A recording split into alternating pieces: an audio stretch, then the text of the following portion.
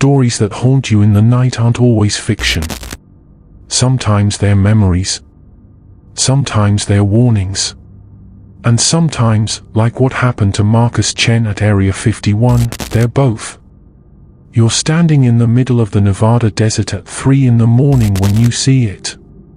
A massive triangular craft hovering silently above the most secret military base on Earth. No sound. No lights. Just a dark shape blocking out the stars. For Marcus, this wasn't just another UFO sighting.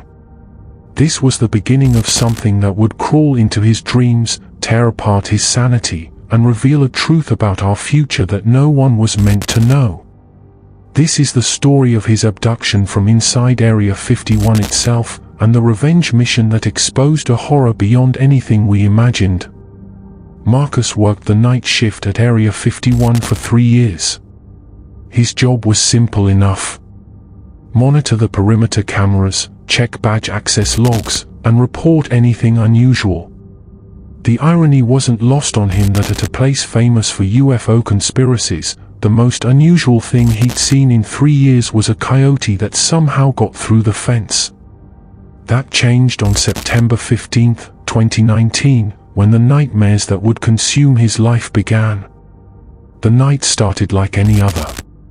Marcus clocked in at 11 p.m., grabbed his coffee, and settled into his monitoring station. The base was quiet. Most personnel had gone home hours ago, leaving only essential staff and security. Around 2:30 a.m., Marcus noticed something odd on the cameras. The feed from Sector 7 kept flickering. Not unusual by itself, desert winds sometimes messed with the equipment, but this was different. The static formed patterns. Almost like the interference was deliberate. Like something was trying to communicate through the white noise. Marcus called it into his supervisor, Tom Bradley, who told him to go check the camera manually. Standard procedure. Marcus grabbed his flashlight and headed out into the cool desert night. The walk to Sector 7 took about 10 minutes. As he approached the camera pole, his radio started crackling with voices that weren't from his team. Whispers in a language that sounded almost human but wrong, like someone speaking backwards underwater. Then the radio went dead. His flashlight flickered and died too. That's when he saw the craft, and that's when the real nightmare began. It appeared out of nowhere, like someone had pulled back an invisible curtain between dimensions. The thing was huge, maybe 300 feet across, shaped like a perfect triangle. No engines, no rotors, no visible means of propulsion. It just hung there, 30 feet off the ground, darker than the night sky around it. But it wasn't the craft that terrified Marcus. It was what he could see through its hull, like looking through black glass into something that shouldn't exist. Shapes moving inside, tall and wrong, with too many joints in their limbs. Marcus tried to run, but his legs wouldn't move. Not paralyzed exactly, more like his brain couldn't send the right signals to his muscles. Or like something else was sending different signals, overriding his own thoughts. He could feel them in his head, fingers of consciousness probing through his memories, looking for something specific. The sensation was violating, like having someone read your diary while peeling apart your skull. A beam of blue light shot down from the craft, surrounding him completely. The last thing Marcus remembered before the darkness took him was the feeling of his body dissolving, every atom being catalogued and recorded. Then came 6 hours of hell that his conscious mind wouldn't let him remember. He woke up in his car, parked outside his apartment in Las Vegas, 60 miles from the base. His security badge was missing. His phone was dead. And there was blood under his fingernails that wasn't his. When Marcus tried to return to work the next night, the guards at the main gate told him his clearance had been revoked. No explanation. No termination letter. Just a voicemail from Human Resources saying his contract had ended and his final paycheck would be mailed. but there was something else in the voicemail, hidden beneath the words. A sound like breathing, but rhythmic and mechanical, as if something was listening through the phone line. Marcus knew something was wrong. You don't just lose clearance overnight without cause. Someone wanted him gone, and he was pretty sure it had to do with what happened in Sector 7. Or what they did to him during those missing hours. The first few days after his termination were a blur of confusion and growing dread. Marcus tried calling his supervisor, but Tom Bradley wouldn't take his calls. When he finally got through, Tom's voice was different. Flat. Emotionless. He kept repeating the same phrase, "Your services are no longer required. Please discontinue contact." It sounded like Tom, but also not like Tom, as if something was wearing his voice like a mask. Marcus reached out to co-workers, but they all gave him the same response, word for word, like they were reading from a script burned into their brains. His girlfriend, Lisa, noticed the change immediately. Marcus had always been calm and collected, but now he was different. He would stare at shadows for hours, claiming he could see things moving in them. He stopped sleeping because every time he closed his eyes, he was back in that blue light, feeling things crawling under his skin. When she touched him, he would flinch, saying her hands felt wrong, like they had too many fingers. Lisa worked as a nurse at a Las Vegas hospital and had seen her share of trauma patients. But this wasn't PTSD. This was something else, something that made her afraid to be alone with him. At night, when the dreams came, Marcus would talk in his sleep. But it wasn't his voice. It was multiple voices, speaking in unison, reciting coordinates, chemical formulas, and descriptions of surgical procedures that made Lisa sick to hear. He would draw things while sleeping, complex diagrams that hurt to look at, geometries that shouldn't exist in three-dimensional space. When she tried to wake him, his eyes would open, but they weren't his eyes. They were black, reflecting stars that weren't in Earth's sky. For the next 3 months, Marcus tried to piece together what happened during those missing 6 hours. He underwent hypnosis therapy with Dr. Rebecca Martinez, a specialist in recovered memory therapy. The sessions were torture. Every time she guided him back to that night, his body would convulse, his temperature would spike, and machines in the room would malfunction. Once, the recording equipment captured voices that weren't in the room, speaking in that same backwards underwater language from his radio. Slowly, fragments began to surface, each one worse than the last. He remembered being inside the craft, but it wasn't like any interior he could have imagined. The walls were organic, pulsing with veins that carried light instead of blood. The air was thick, almost solid, and it tasted of copper and ozone. There were tables that looked like they were grown rather than built, covered in instruments that moved on their own, reaching for him with metallic tendrils that had eyes at their tips. The beings were there, but looking at them directly caused physical pain, like staring into a blast furnace. They were tall, 7 or 8 feet, but their proportions were all wrong. Too many joints in their arms. Fingers that split into smaller fingers. Heads that seemed to exist in multiple positions simultaneously. When they moved, they didn't walk. They folded space around themselves, existing in one place then another without crossing the distance between. They didn't speak, not with words anyway, but Marcus could understand them. They were showing him things, downloading information directly into his mind through needles of light that penetrated his skull. But it wasn't just information. It was infection. Each image, each concept they shared was alive, burrowing into his consciousness like parasitic thoughts. They showed him Earth's future, but not a future we would want to see. Cities consumed by organic structures that converted concrete and steel into something else. Humans walking in perfect synchronization, their minds networked into a single consciousness. Children being born wrong, with modifications that made them compatible with technologies that fed on human emotion. The sky replaced with a membrane that filtered light into spectrums that drove people mad. And underneath it all, vast machines that processed human souls into fuel for something traveling between stars.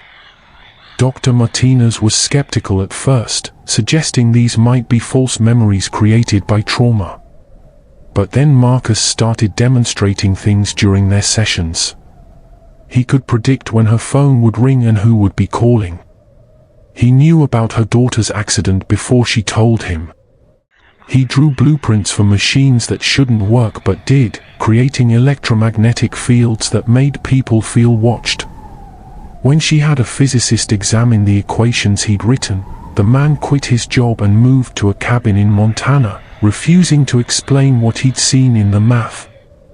The dreams were getting worse and more specific.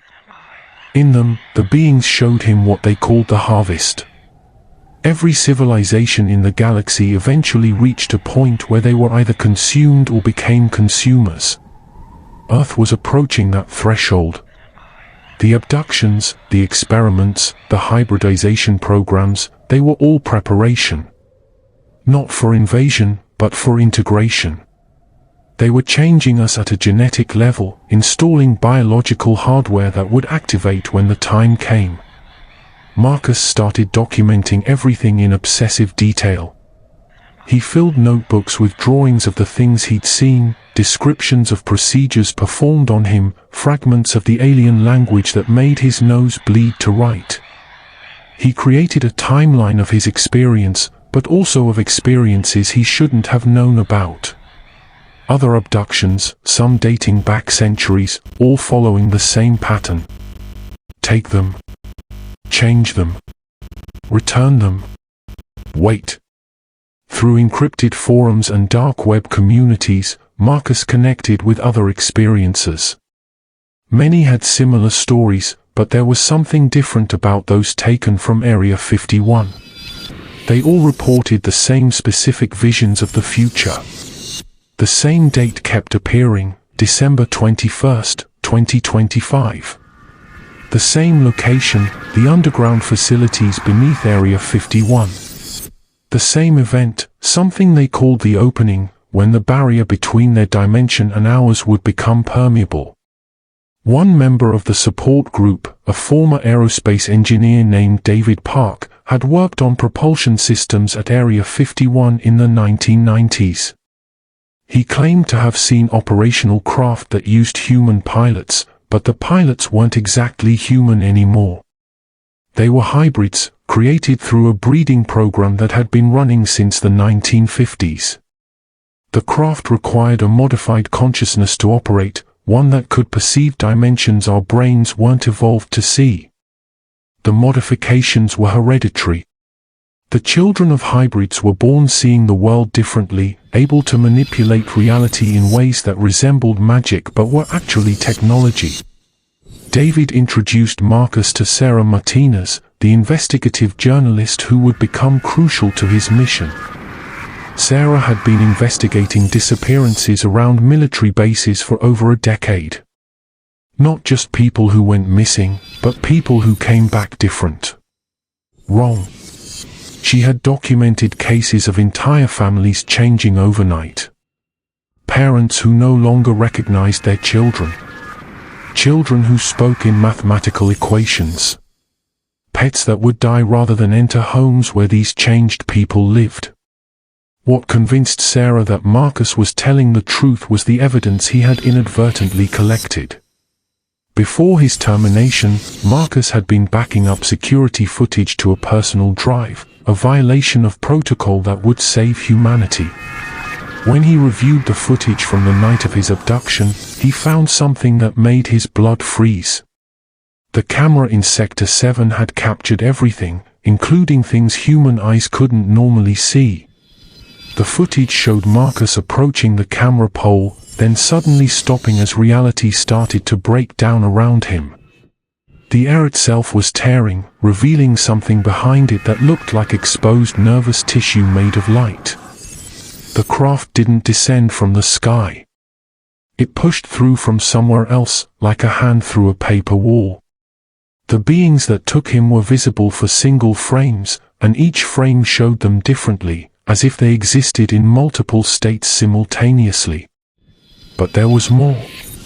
Earlier that same night, at exactly 2:17 a.m., the camera had captured something else. A door opening in solid rock, but not just opening. The rock was becoming biological, transforming into something that pulsed and breathed. 3 figures emerged.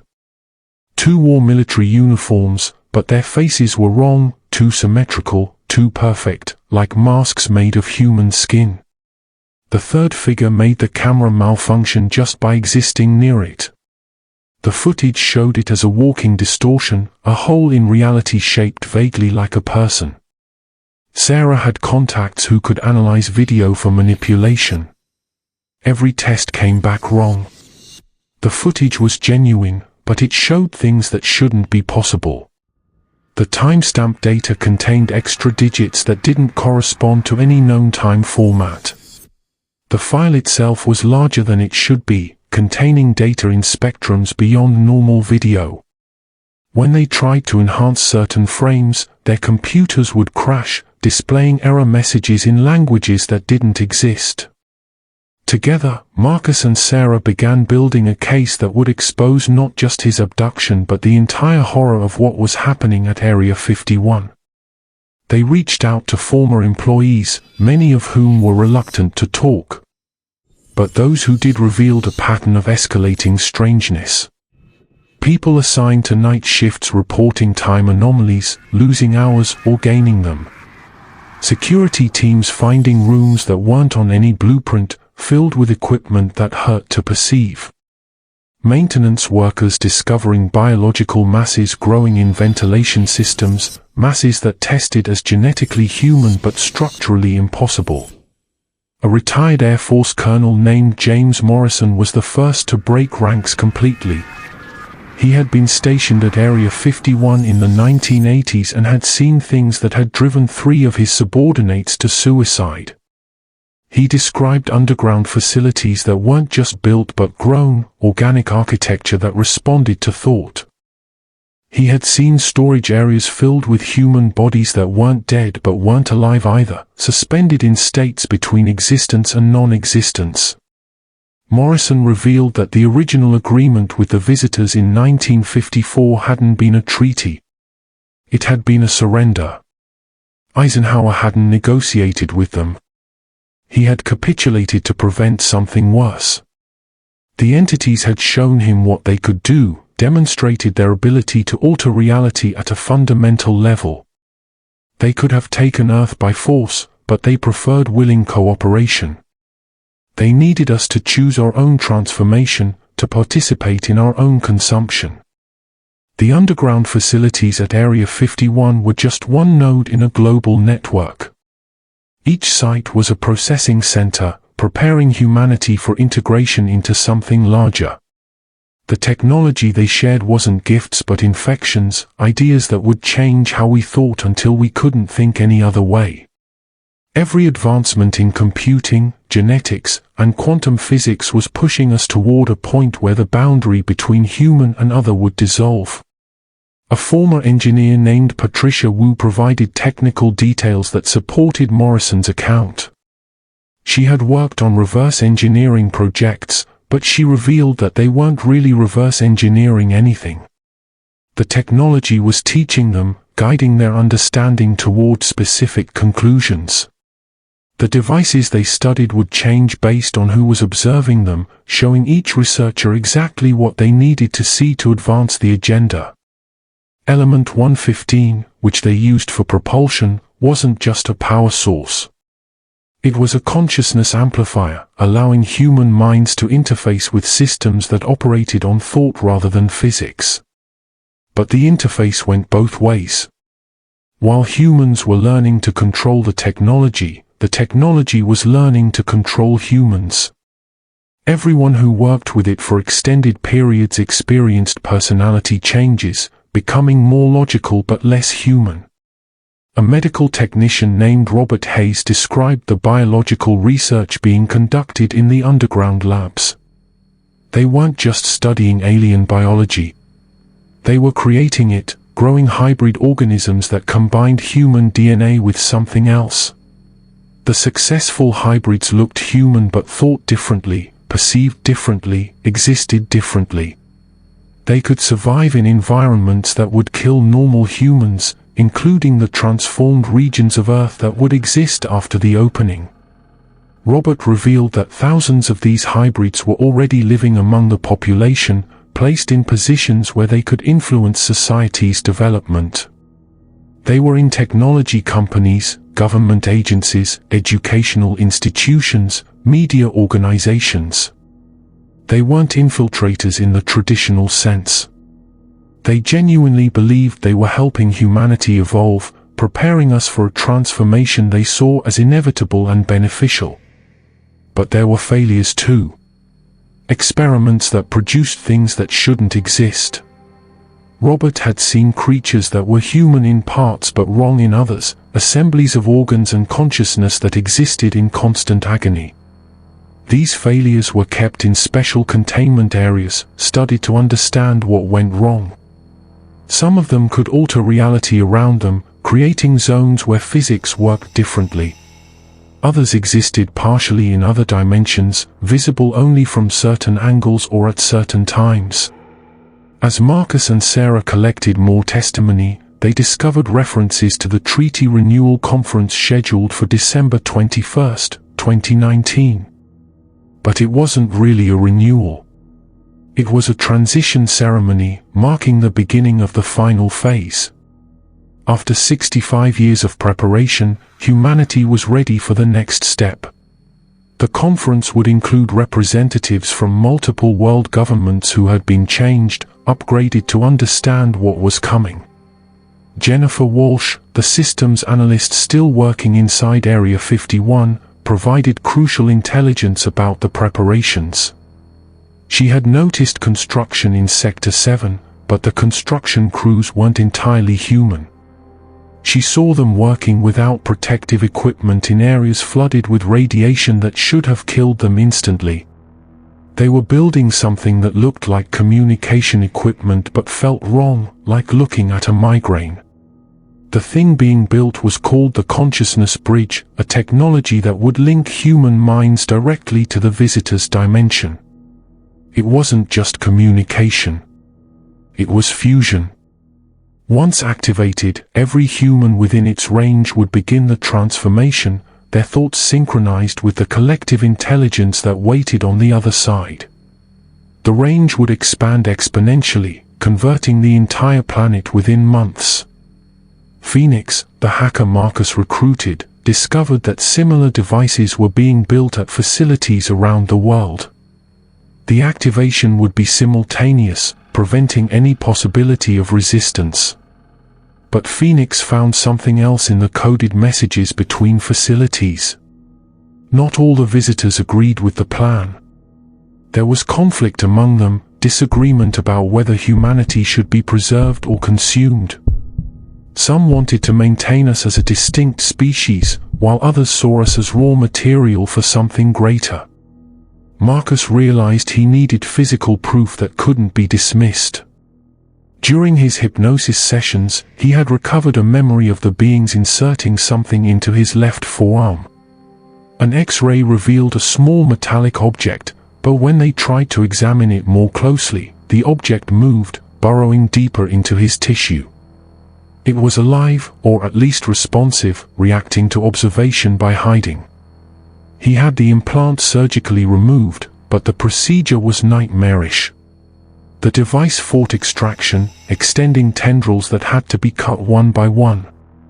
When finally removed, it continued to move, trying to return to Marcus's body. Under microscopic examination, they discovered it wasn't just a tracking device. It was a seed, designed to grow into something that would eventually replace his nervous system with something more compatible with their technology. Laboratory analysis revealed that the metal had an isotopic composition that was impossible, containing elements that shouldn't exist in our periodic table. But more disturbing was its effect on living tissue. When placed near cell cultures, it would cause them to mutate, developing new structures that resembled neural networks but operated on different principles. It was rewriting biology at a fundamental level. Marcus decided to expose everything before the December 21st conference. On December 15, 2019, he held a press conference in Las Vegas. He presented the footage, the testimony, the analysis of the implant. He showed documents Jennifer had leaked, proving the existence of the hybridization program. He revealed the location of mass graves where failed experiments had been buried, experiments that were still partially alive underground. The response was immediate chaos. Within hours, the video had millions of views.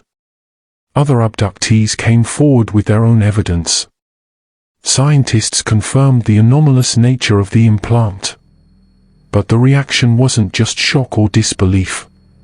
People who had been exposed to the technology, who had worked at Area 51 or similar facilities, began to change. The stress of disclosure was triggering something in them, accelerating transformations that should have taken years. Videos emerged of former Area 51 employees undergoing rapid physical changes. Their eyes turning black, reflecting stars from other skies. Their bodies moving in ways that violated anatomy, joints bending in directions that shouldn't exist. Some disappeared entirely, leaving behind only shadows burned into walls. Others split into multiple versions of themselves, each slightly different, as if they were existing in multiple dimensions simultaneously. On December 20th, all activity at Area 51 ceased. Satellite imagery showed the base going dark, but infrared revealed something else. Heat signatures that didn't match any known pattern, suggestions of massive movement underground. Local residents reported earthquakes that didn't register on seismographs, vibrations that could be felt in bones but not in the ground. Some claimed to see the desert itself breathing, rising and falling like the chest of something enormous buried beneath. Jennifer sent one final message before her communication was cut off. She said the visitors had decided to accelerate the timeline. Humanity's violent reaction to the disclosure, the panic and mob violence that had erupted, proved we weren't ready for gradual transformation. Instead, they would initiate the opening immediately. The consciousness bridge was being activated early. Humanity had hours, not years. But the message was corrupted, interspersed with something else. Jennifer's words were mixed with sounds that weren't quite screams, weren't quite laughter. She kept repeating coordinates, but each time she said them, they were different, as if space itself was becoming fluid. Her final words, barely human anymore, were a warning: they're not coming. They're already here. They've always been here. We're the ones who were never real. Marcus watched the evacuation of Area 51 on news feeds that kept distorting, showing things that couldn't be happening. Aircraft that flew backwards through time. Convoys of vehicles that passed through solid matter.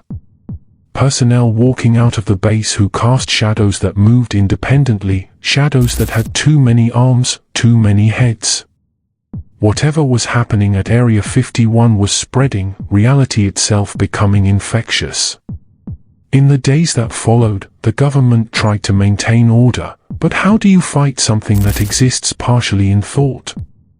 Cities near military bases reported increasing anomalies. People walking through walls. Children born with memories of lives they hadn't lived. Animals fleeing in perfect synchronization toward nowhere. The transformation wasn't coming. It was here, spreading like a virus through consciousness itself. Marcus realized his revenge mission had succeeded in the worst possible way. He had forced disclosure, but disclosure had triggered something that couldn't be stopped. The visitors hadn't been waiting for the right time to invade. They had been waiting for us to discover them, because discovery itself was the catalyst. By observing them, by becoming aware of them, we had given them permission to exist fully in our reality. He tried to warn people, to explain what was happening, but language itself was becoming unreliable. Words meant different things to different people. Mathematics that had been constant for millennia suddenly produced different results. The laws of physics became suggestions, then memories, then myths. Reality was being rewritten from the inside out, and we were the ones doing it, guided by thoughts that weren't entirely our own. The implant that had been removed from Marcus's arm became active again, even though it was locked in a lead container 50 miles away. It was transmitting, not signals but concepts, ideas that spread through anyone who thought about them. The mere knowledge of its existence was enough to change people, to begin their transformation into something compatible with what was coming. Marcus received a final message through the implant, not in words but in pure understanding. The beings hadn't abducted him. He had always been one of them, playing a role in a drama that spanned eons. Every human who had ever lived was part of the same performance, actors who had forgotten they were acting. The abduction, the conspiracy, the disclosure, all of it was theater designed to prepare us for the moment when the curtain would fall and we would remember what we really were. But there was something else in the message, something that might have been hope or might have been the cruelest joke of all. The transformation wasn't inevitable. Reality was what we believed it to be, and if enough humans refused to believe, refused to accept the new truth, we might maintain our current form. But how do you unthink a thought? How do you unknow a truth? How do you wake up from a nightmare when the nightmare is waking itself? As 2020 began, with a pandemic that might or might not have been connected to the events at Area 51, humanity found itself in a new reality. One where the impossible happened daily, where conspiracy theories were morning news, where the difference between human and other was becoming increasingly meaningless. The transformation was happening, but slowly, gently, like falling asleep or going mad so gradually you never noticed the moment you crossed the line. Marcus disappeared in January 2020, but not in any conventional sense. Security cameras showed him walking into his apartment and never leaving, but also never being there. His neighbors reported seeing him in multiple places simultaneously, aging backwards, speaking in languages that made listeners forget their own names. Some claimed he had become something else, something that looked like Marcus but was really a door, a portal through which things that shouldn't exist could enter our world. The last confirmed sighting of Marcus was at Area 51 itself, or what was left of it. Witnesses described him standing at the center of a massive spiral pattern burned into the desert, a pattern that hurt to perceive directly. He was talking to things that weren't there, or weren't there in any way humans could see. He was laughing and crying simultaneously, his tears falling upward, his laughter echoing from tomorrow. His final words, recorded by a drone before its systems failed, were a warning and a promise and a curse. The abduction was the easy part. The revelation was worse. But the transformation, the becoming, that's the horror that never ends. We're not being invaded. We're going home. We've always been them, dreaming we were us. And when we wake up, when we finally wake up, we'll understand why they made us forget in the first place. The site where Marcus stood is now a restricted zone, not because the government sealed it, but because reality itself is broken there. Time moves differently, sometimes backwards, sometimes sideways. People who get too close report seeing their own deaths, their own births, their own transformations into things that consciousness wasn't meant to imagine. Some never return. Others come back changed, speaking in harmonics that restructure matter, their presence causing electronics to display images of worlds that never were or always would be. The Disclosure Project continues Marcus's work, but their mission has evolved. They're no longer trying to expose the truth. They're trying to contain it, to slow the transformation, to give humanity time to adapt or resist or at least understand what we're becoming. They study the zones where reality is failing, document the increasing number of hybrid births, track the spread of thoughts that think themselves. But they know they're fighting a losing battle. Every investigation, every piece of evidence, every attempt to understand accelerates the process. We're caught in a paradox where ignorance was our only protection, and knowledge is our doom. The conspiracy to hide the truth wasn't to control us. It was to save us. And Marcus's revenge mission, his successful exposure of the horror at Area 51, might have condemned us all to a future that makes the worst nightmares look like dreams. The implants are activating now, not just in abductees but in people who were never taken, people who were born with them, genetic inheritances from parents who didn't know they'd been changed. The transformation is accelerating, reality itself becoming more fluid, more responsive to consciousness, more alien. The visitors aren't coming anymore because they don't need to. We're becoming them, cell by cell, thought by thought, dream by dream. This is the legacy of the abduction at Area 51. Not a story of revenge against those who silenced the truth, but a revelation that some truths should never be known. The secret wasn't that aliens exist. The secret was that we don't, not in any way we thought we did. We're the dream of something else, and that something else is starting to wake up. The horror isn't that they're here. The horror is that they've always been here, wearing our faces, living our lives, waiting for the moment when we would discover what we really are. And that moment, that terrible moment of recognition, is now. The transformation can't be stopped because it already happened, will happen, is happening in a timeline that exists outside our perception. Marcus didn't expose a conspiracy. He fulfilled a prophecy. His abduction wasn't the beginning of the story. It was the end of our illusion. And in the nights to come, in the dreams that aren't really dreams, we'll all understand what it means to be abducted from inside ourselves, to be taken by something that was always us, to come home to a truth that should have stayed buried in the desert beneath Area 51. The countdown to December 21st, 2025 continues, but it's not a date anymore. It's a state of being, a transformation point that exists in every moment, waiting for us to observe it into existence.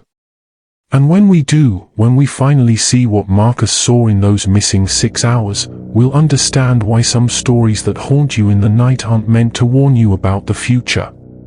They're meant to prepare you for the truth that the future already happened, and we're just catching up to what we've always been becoming.